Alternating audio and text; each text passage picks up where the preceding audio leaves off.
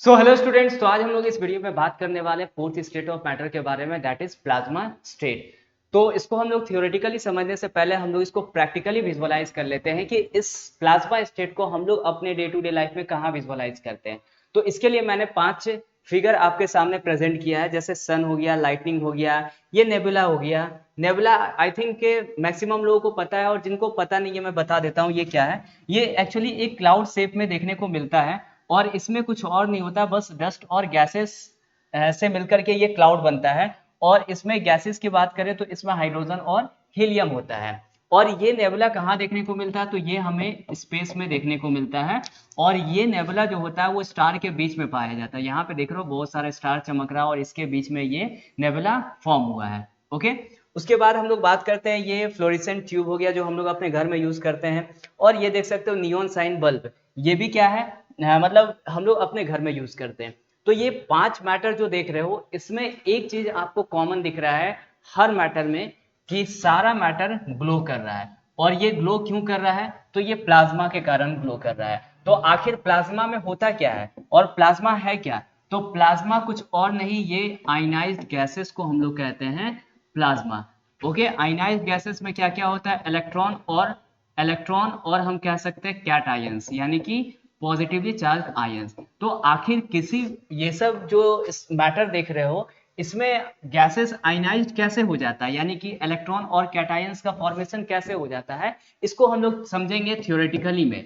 लेकिन हम लोग इस चीज को विजुअलाइज कर लिए कि प्लाज्मा हमें कहाँ देखने को मिलता है। तो जो सन देख रहे हो, तो सन में जो भी पार्टिकल्स होता है, यानी मतलब प्लाज्मा के कारण ही ये ग्लो करता है। अब ये लाइटनिंग क्या होता है, यहाँ पे तो मैंने बता दिया कि सब में आयनाइज्ड गैसेस होता है, यानी कि कुछ ना कुछ चार्ज पार्टिकल्स होता है, इसमें भी प्रेजेंट होता है, इसमें भी प्रेजेंट होता है। जैसे आप लोगों को पता है कि लाइटनिंग कैसे होता है, जब दो अपोजिट चार्ज जब मिक्स होता है तब जाकर के लाइटनिंग का केस बनता है। तो यहाँ पे जैसे क्लाउड है, तो क्लाउड में जैसे देखोगे पॉजिटिवली चार्ज पार्टिकल्स और दूसरे क्लाउड का निगेटिवली चार्ज पार्टिकल्स जब एक दूसरे के सामने से गुजरता है, तो ये दोनों एक दूसरे को अट्रैक्ट करना शुरू कर देता है, और जो अट्रैक्ट करता है वो हमें एक लाइटनिंग के फॉर्म में देखने को मिलता है। ओके, उसी तरह से हम लोग बात करते हैं जैसे नेबुला में, तो इसमें भी गैसेस होता है, इसको हम लोग आगे पढ़ेंगे कि ये गैसेस आयनाइज कैसे हो रहा है। फ्लोरेसेंट ये जो ट्यूब है, इसमें बेसिकली हीलियम गैस होता है, हीलियम भी होता है और कुछ और भी गैसेस होता है। तो ये कैसे आयनाइज हो रहा है ये भी हम लोग देखेंगे। जैसे नियॉन साइन बल्ब में बेसिकली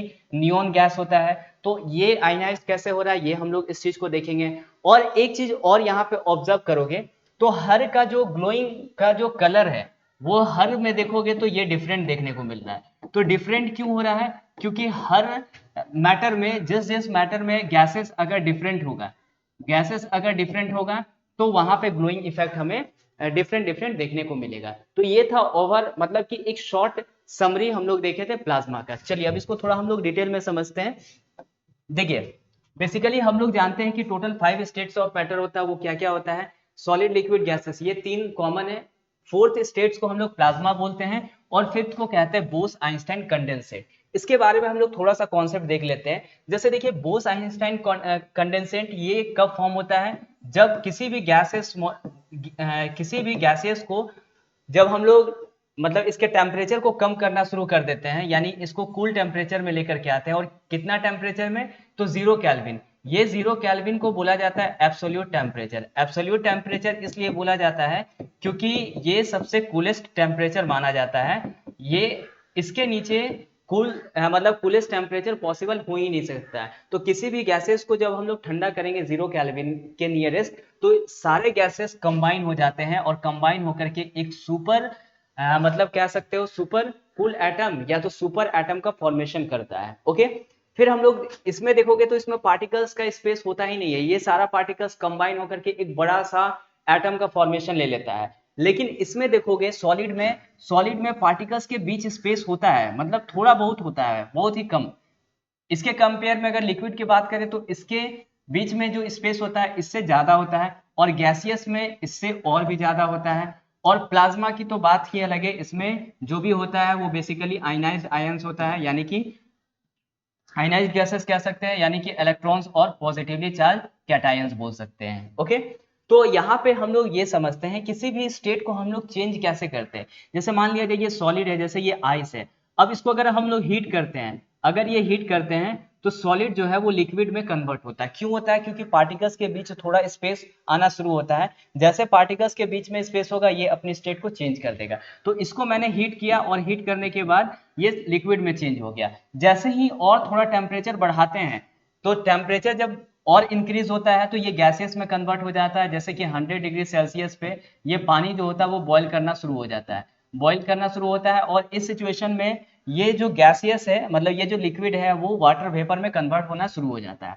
अब ये जो गैसियस है, अब इस गैसियस को कंटिन्यू अगर हम लोग हीट करेंगे और वो भी हाई टेम्परेचर अगर किसी भी तरह से इसको हम 6000 डिग्री सेल्सियस तक लेकर के चले जाएं तो इसमें जो भी एटम है, इस एटम का जो इलेक्ट्रॉन है वो क्या करेगा? रिमूव हो जाएगा और ये फाइनली पॉजिटिवली चार्ज बन जाता है। तो जब इसको हम लोग इस गैसियस को और ज्यादा कंटिन्यूअस हीट करते हैं तो हीट करने के बाद इलेक्ट्रॉन निकलने के बाद ये खुद पॉजिटिवली चार्ज आयंस में कन्वर्ट हो जाता है, जिसको हम लोग कैटायंस कहते हैं।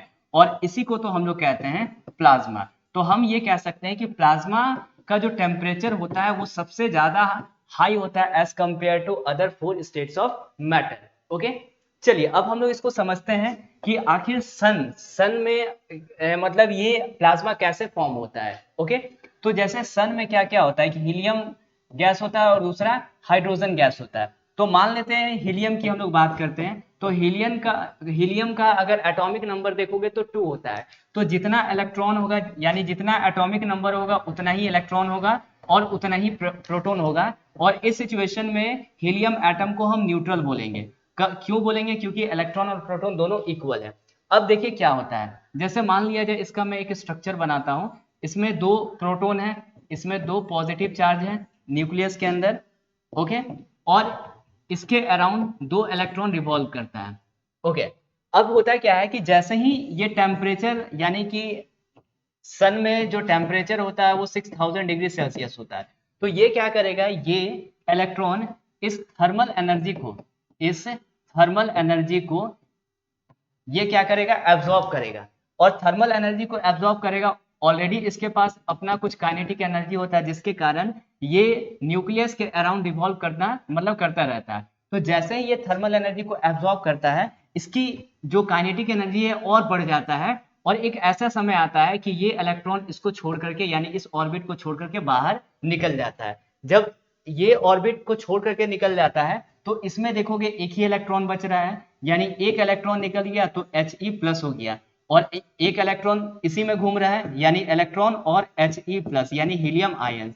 तो इस तरह से चार्ज पार्टिकल्स का फॉर्मेशन हुआ और इसी चार्ज पार्टिकल्स को हम लोग कहते हैं प्लाज्मा।